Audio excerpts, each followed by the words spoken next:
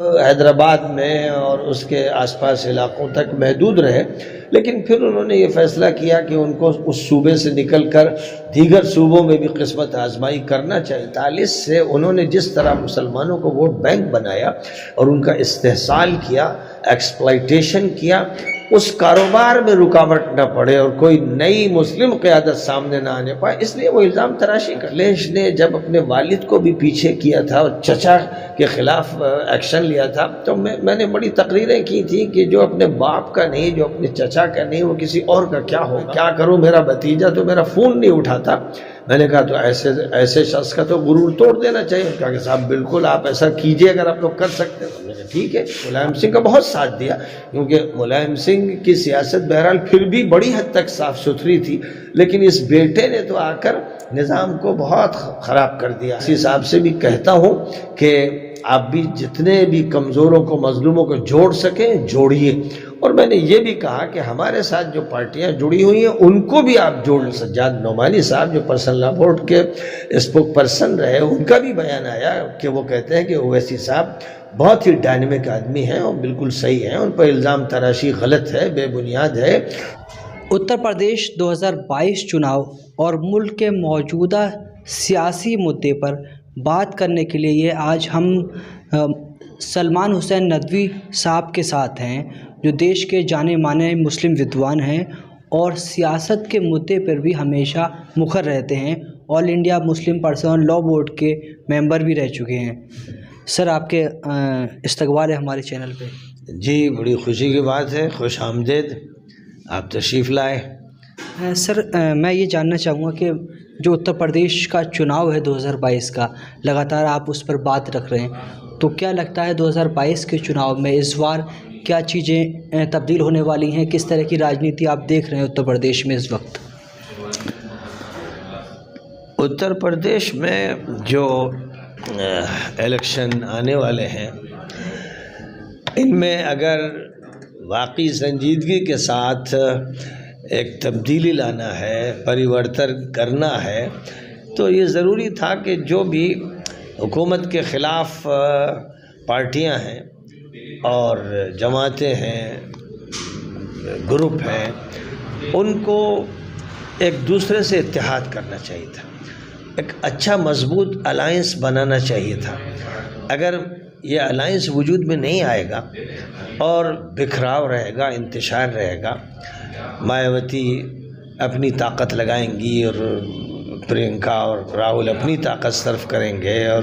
اکھلیش اپنی پوری قوت لگا دیں گے، اور جو چھوٹے چھوٹے مسلم گروپ ہیں، چھوٹی چھوٹی پارٹیز ہیں، وہ بھی اپنی جد و جہد کریں گی، تو اس سے پھر خطرہ یہ ہے کہ بی جے پی کی حکمرانی کو بدلا نہیں جا سکے گا اور وہ دوبارہ الیکشن جیت جائیں گے۔ پھر جس مقصد کو لے کر یہ پارٹیاں بات کر رہی ہیں اور پروگرام چلا رہی ہیں، وہ لا حاصل سے ہو جائیں گے۔ یہ ہو سکتا ہے کہ کسی کی کچھ سیٹیں بڑھ جائیں، کسی کی کچھ گھٹ جائیں، لیکن مستقبل جو ہے وہ بڑا مشتبہ اور مشکوک رہے گا۔ تو اتر پردیش میں جو یوگی آدتیہ ناتھ سرکار کو 5 سال تقریباً ہونے والے ہیں، تو ان 5 سالوں کی سرکار جو کام کاج ہے اس کو کس نظر سے آپ دیکھتے ہیں؟ کام کاج سے ہٹ کر مسئلہ یہ ہے کہ یہ ایک ایسی سرکار ہے مرکز میں بھی اور یو پی میں بھی اور متعدد صوبوں میں کہ جو فاشسٹ نظریات رکھتی ہے، جس کو ہندوتو پر یقین ہے، اور جو ہندو مسلم سکھ عیسائی بھائی چارے پر یقین نہیں رکھتی۔ اگرچہ مودی یہ کہتے ہیں، لال قلعے سے جو ان کی تقریریں ہوتی ہیں ان میں وہ یہی کہتے رہے کہ سب کا ساتھ اور سب کا وکاس اور سب کا وشواس، یہ بات وہ کہتے رہے، لیکن افسوسناک بات یہ ہے کہ اس کا عملی طور پر قوم تجربہ نہیں دیکھ سکی۔ ایک مایوسی نظر آئی کہ ایک طرف یہ بیان ہو رہا ہے اور ساتھ ہی ساتھ ماب لنچنگ ہو رہی ہے۔ کسی کو اس لیے مارا جا رہا ہے کہ وہ گائے پالنے کے لیے لے جا رہا ہے، تو الزام لگا دیا گیا کہ یہ گائے ذبح کرنے کے لیے لے جا رہا ہے، اس کو مار دیا گیا۔ کسی ٹھیلے والے کے بارے میں الزام لگا دیا کہ یہ تو تھوک دیتا ہے اور چیزوں کو اس طرح سے خراب کر کے دیتا ہے، کورونا پھیلانا چاہتا ہے، اس کو مار دیا گیا۔ کسی کو پکڑ لیا گیا، وہ کہا گیا کہ بولو جے شری رام جے شری رام، وہ مار دیا گیا۔ یعنی یہ ایک ایسی انارکی ہے، جنگل کا راج ہے، جس سے یہ معلوم ہوتا ہے کہ یہ حکومت آپس کے بھائی چارے میں یقین نہیں رکھتی ہے، اور جو کانسٹیٹیوشن ہے، کانسٹیٹیوشن کے جو فنڈامنٹل رائٹس کا چیپٹر ہے اور جو اس کا پریمبل ہے، جو بات یہ کرتا ہے کہ یہ تو ایک سوشلسٹ ریپبلک ہے، ایک ڈیموکریٹک حکومت ہے، ایک سیکولر ادارہ ہے، جو یہ بات کرتا ہے، اور بات کرتا ہے ایکولیٹی کی اور فریٹرنیٹی کی، اور آپس کے بہتر اچھے تعلقات کی، اور ایک دوسرے کے احترام کی، جو پریمبل یہ کہتا ہے، اور پھر فنڈامنٹل رائٹس ہر انسان کو اس کا حق دیتے ہیں، ہر بھید بھاؤ، ہر اونچ نیچ کا انکار کرتے ہیں، اس پر عمل نہیں ہو رہا ہے۔ ایسا لگتا ہے کہ موجودہ حکومت دستور کو نہیں مانتی، ایسا لگتا ہے کہ یہ حکومت بھید بھاؤ پر یقین رکھتی ہے، یہ عملاً دکھ رہا ہے۔ تو اب اسی وجہ سے آج بے چینی جو ہے ہندوؤں کی بھی اکثریت میں ہے، اور بدھسٹ بھی بے چین ہیں، بہوجن سماج بھی بے چین ہے،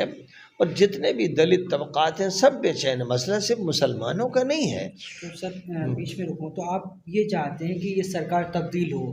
ظاہر ہے اتر پردیش میں پھر جو ہے کون سی جماعت لگتی ہے آپ کو، کون سی پارٹی لگتی ہے کہ جو اقتدار میں آ سکتی ہے؟ میں نے کہا کہ کوئی بھی پارٹی اس پوزیشن میں نہیں ہے کہ وہ اکیلے اقتدار میں آ جائے، اور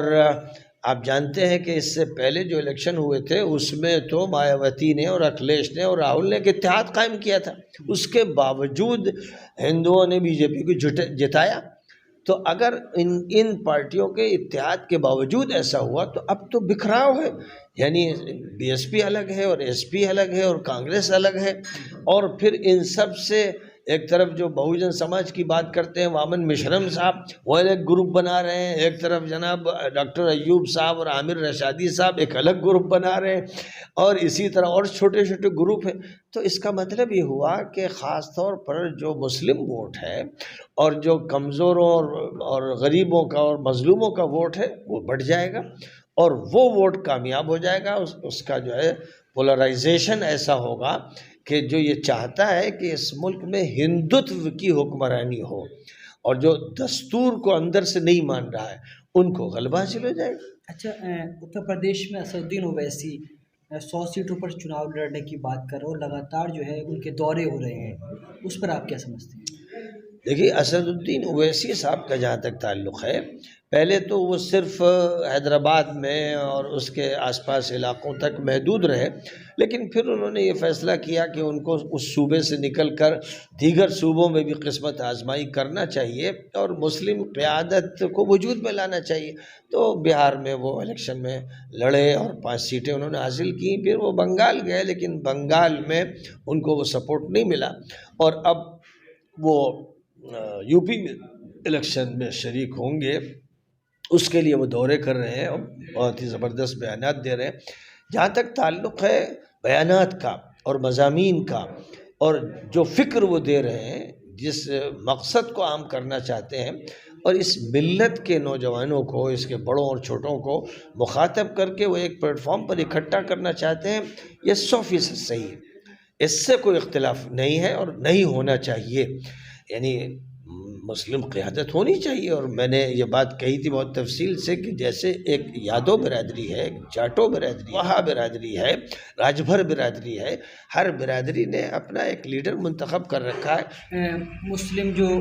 پبلک ہے، عام جنتا ہے، اور یہاں تک کہ جو ہے سماجوادی پارٹی یا کانگریس کے بڑے بڑے نیتا ان کو بی جے پی کا ساتھی اور بی جے پی کا ایجنٹ کہتے ہیں۔ آپ نے ان کے ساتھ کیا ہے، کام کیا ہے پرسنل لا بورڈ میں، آپ کو بھی لگتا ہے کہ وہ بی جے پی سے ملے ہوئے ہیں؟ دیکھیے، یہ الزام تراشی ہے، اور یہ صرف اس لیے ہے کہ وہ یہ چاہتے ہیں کہ 1947 سے انہوں نے جس طرح مسلمانوں کو ووٹ بینک بنایا اور ان کا استحصال کیا، ایکسپلائٹیشن کیا، اس کاروبار میں رکاوٹ نہ پڑے اور کوئی نئی مسلم قیادت سامنے نہ آنے پائے، اس لیے وہ الزام تراشی کرتے ہیں، جھوٹ بولتے ہیں، مکر و فریب کرتے ہیں۔ وہ ہیں بی جے پی کے ایجنٹ۔ ظاہر ہے کہ کانگریس کے پیٹ سے جنگ سنگ نکلی اور کانگریس کے پیٹ سے ساری فاشسٹ جماعتیں نکلی، اور صوبائی سطح پر جو پارٹیاں نکلی سب کانگریس سے نکلی۔ پہلے تو ملک میں صرف کانگریس تھی۔ تو اس اعتبار سے واقعہ کچھ اور ہے، تصویر اس کی کچھ اور بنائی جا رہی ہے کہ ایک مسلم قیادت کے بارے میں سوچ نہ سکے۔ سچر کمیٹی کی رپورٹ میں یہ کہا گیا کہ مسلمان شودروں سے زیادہ گئے گزرے ہو گئے ہیں، بدتر ہو گئے ہیں۔ تو وہ یہ چاہتے ہیں کہ یہ شودر آزاد نہ ہو۔ ایک شودر جو تھے ہزاروں سال سے، وہ تو آزاد ہو گئے، اور کاشی رام کی تحریک چلی اور مایاوتی نے اس تحریک سے فائدہ اٹھایا، تو یو پی جیسے صوبے میں 4 مرتبہ حکومت انہوں نے قائم کر لی۔ اب وہ یہ سوچتے ہیں کہ اگر مسلمانوں کی بھی قیادت کھڑی ہو گئی تو پھر کون شودر ہوگا جس سے ہم نالی صاف کروائیں گے، جس سے چھوٹے کام لیں گے، وہ بھی قیادت کی پوزیشن میں آ جائے گا۔ تو اس سے ڈرتے ہیں اور الزام لگاتے ہیں۔ اچھا سر، ابھی جو ہے دیکھا جا رہا ہے کہ سماجوادی پارٹی کی جہاں بھی ریلیاں ہو رہی ہیں وہاں سے مسلم نیتاؤں کو سائڈ کیا جا رہا ہے، کسی کو دھکا مارا جا رہا ہے، اس پر آپ کس طرح سے دیکھتے ہیں؟ دیکھیے، سماجوادی پارٹی کا جہاں تک تعلق ہے، یہ تو ہم سب جانتے ہیں کہ وہ بھی ایک ایسی پارٹی ہے جو ہندوتو سے کہیں نہ کہیں جڑی ہوئی ہے، اور اس کا وہ مظاہرہ بھی کرتی رہتی ہے، اور مودی سے بڑے گہرے تعلقات ملائم سنگھ کے ہیں، خاندان کے ہیں۔ ان کے خاندان کی شادی میں مودی صاحب اصل مہمان تھے، اور ابھی آپ نے دیکھا کہ کس طرح سے موہن بھاگوت اور ملائم سنگھ بغل گیر تھے اور ایک ہی کرسی پہ بیٹھے ہوئے، ابھی تازہ بتازہ۔ اور اسی طرح اکھلیش نے جب اپنے والد کو بھی پیچھے کیا تھا اور چچا کے خلاف ایکشن لیا تھا، تو میں نے بڑی تقریریں کی تھیں کہ جو اپنے باپ کا نہیں، جو اپنے چچا کا نہیں، وہ کسی اور کا کیا ہوگا، یہ صورتحال تھی۔ اب بہت کہنے کے بعد میری جب شیو پال سے ملاقات ہوئی اور میں نے کہا کہ بھائی آپ چچا بھتیجے بھی اتفاق کیجئے آپس میں اور اسی طرح ایک مضبوط محاذ بنائیے، تو انہوں نے مجھ سے کہا کہ میں کیا کروں، میرا بھتیجا تو میرا فون نہیں اٹھاتا۔ میں نے کہا تو ایسے شخص کا تو غرور توڑ دینا چاہیے۔ انہوں نے کہا کہ صاحب بالکل آپ ایسا کیجئے اگر آپ لوگ کر سکتے ہیں۔ میں نے کہا ٹھیک ہے، آپ ہم لوگوں کے ساتھ آئیے، ہم بتا دیں گے۔ لیکن بہرحال ہمیں لوگوں کا یہ دباؤ ہوا کہ اکھلیش مجبور ہو گئے اور چچا کو ساتھ جوڑا۔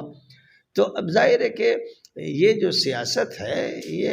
یہ برادری کی سیاست ہے، اور اس میں مسلمان ووٹ بینک کے طور پر استعمال ہوتے ہیں۔ قلی ان کو چاہیے، مزدور چاہیے اور بوجھ ڈھونے والے چاہیے، اس کے لیے مسلمان ہیں۔ ان کو کچھ عہدے چھوٹے موٹے دے دیے جاتے ہیں۔ ملائم سنگھ کا بہت ساتھ دیا، کیونکہ ملائم سنگھ کی سیاست بہرحال پھر بھی بڑی حد تک صاف ستھری تھی، لیکن اس بیٹے نے تو آ کر نظام کو بہت خراب کر دیا ہے۔ اس لیے میں نہیں سمجھتا ہوں کہ محض اپنی پارٹی کی بنیاد پر اور بعض پارٹیوں کے اتفاق کی بنیاد پر یہ جیت سکیں گے۔ اچھا، آخری سوال یہ ہوگا کہ آپ لگاتار جو ہے AIMIM اور اسد الدین اویسی کی اتر پردیش میں آنے کی تائید کر رہے ہیں، ان کا سمرتھن کر رہے ہیں، کیا آنے والے فیوچر میں آپ اسد الدین اویسی کی پارٹی میں جائیں گے یا ان کے ساتھ منچ پہ نظر آئیں گے؟ نہیں، دیکھیے میرا جہاں تک تعلق ہے، میرے ساتھ 40 پارٹیاں اس مرتبہ جڑی ہیں، ابھی بھی جڑی ہیں، اور اس سے پہلے 2012 میں 25 پارٹیاں میرے ساتھ جڑی تھیں۔ نہ اس وقت میں نے کوئی سیاسی فائدہ اٹھایا، اور ابھی بھی میرا اعلان ہے کہ میں کوئی بھی سیاسی فائدہ نہیں اٹھاؤں گا۔ مجھے نہ سیٹ چاہیے، نہ عہدہ چاہیے، نہ منصب چاہیے۔ اس لیے یہ تو مسئلہ الگ ہے۔ میں تو صرف ایک مشیر کار کی حیثیت سے، ایک رہنما کی حیثیت سے، ذہن سازی کرنے والے انسان کی حیثیت سے، مذہبی نمائندہ کی حیثیت سے شریک ہوتا ہوں، اور جو ضرورت ہے وقت کی، ملت کی ضرورت ہے، انسانیت کی ضرورت ہے، اس پر بات کرتا ہوں۔ تو میں یہی بات اویسی صاحب سے بھی کہتا ہوں کہ آپ بھی جتنے بھی کمزوروں کو، مظلوموں کو جوڑ سکیں جوڑیے، اور میں نے یہ بھی کہا کہ ہمارے ساتھ جو پارٹیاں جڑی ہوئی ہیں ان کو بھی آپ جوڑ لیجئے، ساتھ جڑ جائیے، تاکہ اکیلا پن نہ رہے اور زیادہ سے زیادہ سپورٹ آپ کو ملے، دلتوں کا ملے، ایس سی اور ایس ٹی کا ملے، او بی سی کا ملے۔ یہ میری دعوت ہے اور میں چاہوں گا کہ میری دعوت ان تک پہنچے، اس پر سنجیدگی سے غور کریں۔ ابھی قریب میں آپ نے دیکھا ہوگا کہ مولانا سجاد نعمانی صاحب جو پرسنل لا بورڈ کے اسپوک پرسن رہے، ان کا بھی بیان آیا کہ وہ کہتے ہیں کہ اویسی صاحب بہت ہی ڈائنمک آدمی ہیں اور بالکل صحیح ہیں، ان پر الزام تراشی غلط ہے، بے بنیاد ہے، اور ان کا یہ کہنا ہے کہ بھائی میں بھی ان کا ساتھ دینا چاہتا ہوں۔ اور انہوں نے یہ کہا کہ اویسی صاحب کو چاہیے کہ ملت کے جو ذمہ دار حضرات ہیں ان سے ملیں، مشورہ کریں، ایک مشاورتی نظام لے کر چلیں۔ تو وہ بات انہوں نے صحیح کہی۔ میں بھی یہی کہتا ہوں کہ زیادہ سے زیادہ جوڑ کا کام کریں، چونکہ محض اپنی پارٹی یا ادھر ادھر کے چند لوگوں کو ساتھ لے کر کامیابی نہیں ہوگی، اور جو نوجوان جوش و خروش سے شریک ہو رہے ہیں ان کا جوش نتیجہ خیز نہیں ہو پائے گا۔ اس لیے میرا مخلصانہ مشورہ ہے، آپ لوگ بھی اس مشورے کو منتقل کیجئے، کیونکہ ملی قیادت اور مسلم قیادت تو ضروری ہے، لیکن اس کے لیے ضروری ہے کہ جو شخص ہو بڑا وسیع النظر ہو، بہت کشادہ قلب ہو، سب کے پاس وہ خود جائے، سب کو جوڑے، صرف جلسے میں تقریر کرنے پر اکتفا نہ کرے۔